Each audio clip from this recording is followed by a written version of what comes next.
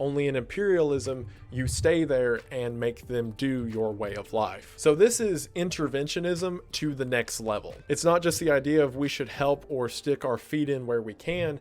It's the idea of we should go there, we should take their resources, we should make them think the way that we think and never leave. The most common example people use is Japan right before and during World War II in their behavior when it came to countries like China. And as you can imagine, imperial countries have a very strong military as a means of carrying out these imperialistic ideas. And then above imperialism, you have conquestalism. So again, climbing up the chain from colonialism to imperialism, conquestalism is you do the imperialism thing and then you keep going and you never stop and you go forever. It's essentially the idea that one's country or worth is defined by the land and resources that they can conquer. This is what a lot of really old empires would do, where they would just keep grabbing land and didn't really stop, and pretty much follows the idea that everyone has a right to everything if they'll take it. And not in the super standalone capitalist idea, which is something we'll see later on in the compass, but more so in the idea of a very powerful government being right and having the right to whatever they want. And then finally, in the top right corner,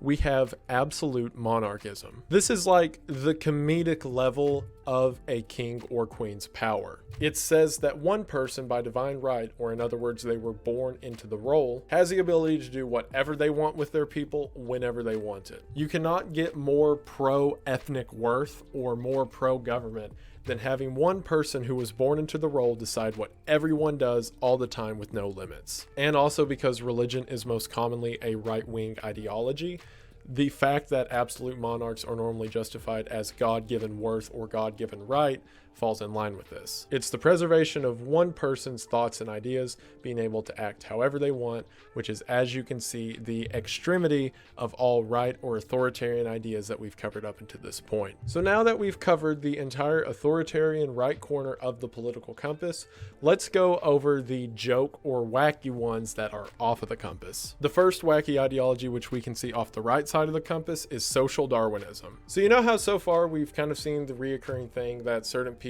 or certain groups around this part think that some people are just better than others? Well, social Darwinism is the idea that the weakest in a species will die out over time. So on the political compass, it's saying that that's a good thing. Or in other words, people that have this perspective think that a government or people should be accustomed to the idea that if someone can't survive or can't make it, well, they're just supposed to die, and that means the rest of us get stronger. So sucks for them. Then up near the right top, we have Fordism, which is named after Henry Ford. And earlier, whenever I made the joke about cartoon level capitalism, Fordism is unironically cartoon capitalism. It's the idea that it's best if there are mass assembly lines and a system of government in which consumers are urged to buy products that are put together by a small group of workers, and it all goes into a big money machine that makes the corporation or corporate people richer. This is very similar to how coal mines were ran in the South around the 1950s. Basically, you have workers that work very hard all day, and then they are paid with money that can only be spent at the company store on goods. So therefore, you have these big bosses who made up fake money that they give to people who turn them over a profit, and they profit while other people suffer. This is saying that that's a good thing. And then above that is Genghis Khanism, which is named after the conquestor Genghis Khan. If you don't know, he basically ran through the area that's now Mongol and China and pillaged and took whatever he wanted from everyone. And it's basically imperialism and conquestalism on steroids, like to the point he never really did anything besides conquering. And also it's believed that up to 2% of the world's population are direct descendants of Genghis Khan, because when he took whatever he wanted, that included women. So Genghis Khanism is you can take anything you want whenever you want, and that means anything. And then all the way off the top right corner of the compass, there's Craterocracy. There we go. Craterocracy quite literally means the strong rule. And by strong, I mean like bulk, like physically strong. It's the idea that those who are powerful enough to fight and kill their way to the top of the government deserve that spot in government. And that if you have a small sort of oligarchy that is made out of super strong blood hunters, then that will therefore make your nation stronger. So quite literally, kill or be killed to take the throne, but not in a metaphorical sense. In a very literal, you have to kill the guy sitting in the chair in order to rule. So it can most easily be described as a based oligarchy. There's also one over here that is at the top, but because it also crosses its way over into authoritarian left, I don't want to talk about it yet. However, after the end of this next section, we'll go into detail about what that means. But for now, this is the entirety of the authoritarian right side of the compass. So I'm going to change shirts and be right back. I got like halfway through this quadrant, then remembered that I have to hold my microphone, so here we go again. We have now moved from authoritarian right over to the left, and we are now in the authoritarian left. While still very pro-government, a lot of the ideas in here are more related to workers' union than things similar, as well as more distribution between the nation's people and more communal efforts, but we'll get to that. And since the center of the entire compass is now here, we're going to start here and work our way out. Laborism is basically more of an idea than it is a form of government, and it essentially says that the working class should be prioritized within a form of government. Or in other words, those responsible for production should be a heavy hand, if not the entirety of a nation's government. This comes back to an idea we're going to see more across this quadrant, which is the idea that those who control the means of production are the ones who need to be prioritized when it comes to a nation's either well-being or control. Then just to the left of that is distributism. Distributism is basically saying that there needs to be shared ownership of a nation's assets. This is different from socialism, whereas socialism is the belief that wealth should be equally shared among a people. Distributism is the idea that sources of capital need to be shared between people. An example of this would be co-ops, where a group of people who are responsible for the production of the business also profit from the capital of it. And essentially the idea that more things need to be ran like that. And then just above that, we have social nationalism. That thing I talked about earlier, the whole rule of averages, that if someone has an extreme left belief and an extreme right belief, they'll come out in the center. This is a pretty good example of that. Basically, it's nationalism, which we talked about in the last quadrant, with a full socialist economy within that nation. So most often this is racist, as you could imagine, and is very economically supportive of the group of people that it favors. While not particularly authoritarian, the fact that there's a redistribution of wealth implies some level of a high government. So because of all that stuff factored in at once, it shows up here. Then just to the left of that is unionism. This can have a lot of definitions. Basically, as it's put here on the political compass, it's the idea that there needs to be an equality in power. In other words, things like lobbying within governments is frowned upon. And in other words, things like people or farmers markets or whatever have an equal say in either the government or what happens to them. And then over here just above laborism, we have Christian democracy. This is a pretty centrist ideology, except when it comes to economics it can be kind of left, which is why it shows up here. The idea is you basically have a form of liberal democracy in which people have the ability to vote. It just basically has a Christian foundation. In other words, principles of law and how government should be ran are taken from the Bible, which is the reason it's often seen as a leftist idea, because ideas of giving to the poor and helping the needy are practiced through state funds. And then this big block to the left of that is Castroism. Castroism is the ideology of the Cuban leader Fidel Castro. The core tenets of Castroism are things like a turning down of private property in favor for public interest, or in other words, you don't own a farm, the state owns a farm so that they can help everyone else, as well as a strong military and unity within a nation. And while it's not overly authoritarian against its own people,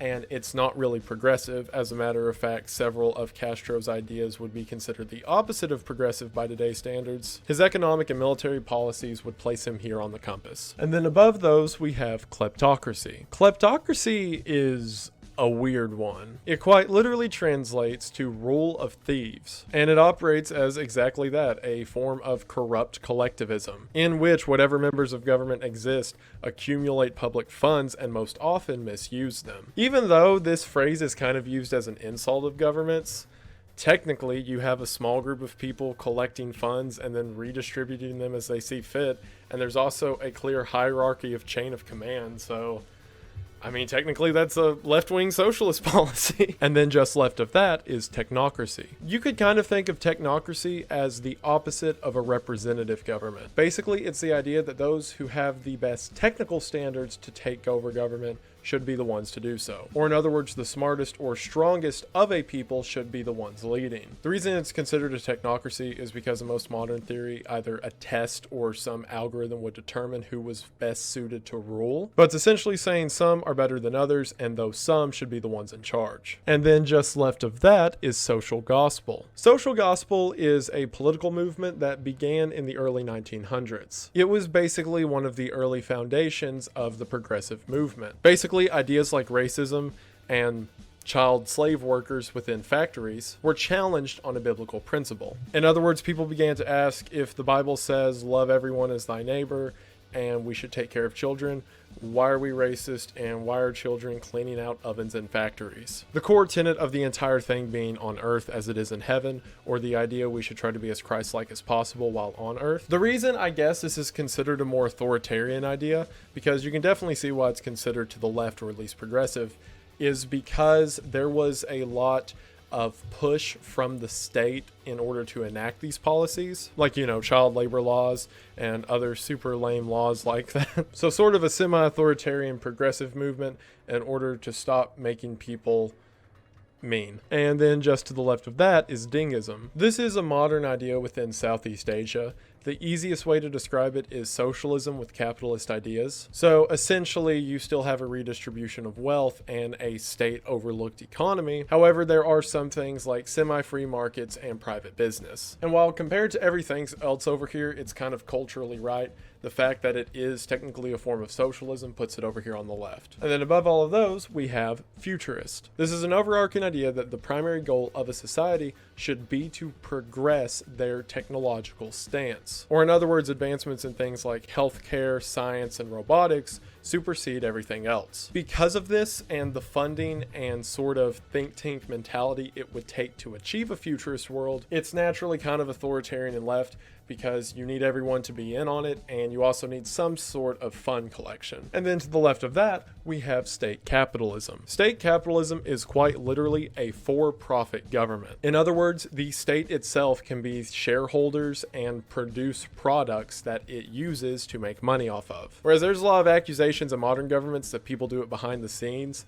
This is quite literally like the state is trading stock on the public marketplace. Now, in other ideas for this, the state is just sort of a contender, or in other words, the state would have to trade money or resources with other pre-existing companies. However, if there's like 5 different companies competing with each other and one of them's the government, things get a little lopsided. And then just left of that is Titoism. Titoism was specifically seen during the Cold War in Yugoslavia, so, kind of a niche idea. And as far as principles go, it's kind of like a diet communism or diet version of whatever the USSR was doing, because it was basic ideas of like unity between workers or protecting yourself through community members and yada yada. You could think of this as a lot of communist theory without the, gulags and other genocides that communism is commonly associated with, or at least the ones we'll get to in a bit. Jumping back down here, we have left populism. Left populism is exactly that. It's taking a leftist economic approach to whatever the public capabilities are. It's basically very anti-elitist and has a focus on the workers or common people of a group, and is the idea of focusing on the little guy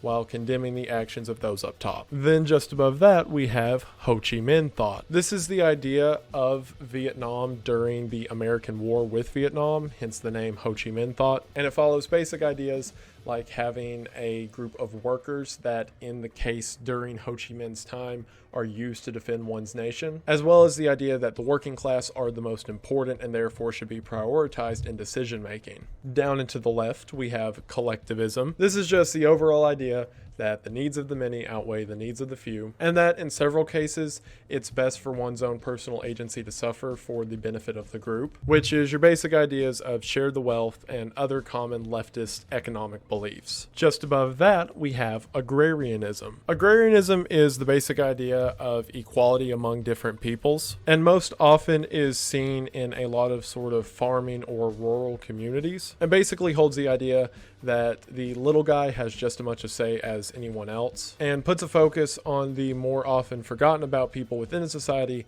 like the farmers, being the main focal point for how decisions are made. And then right above that,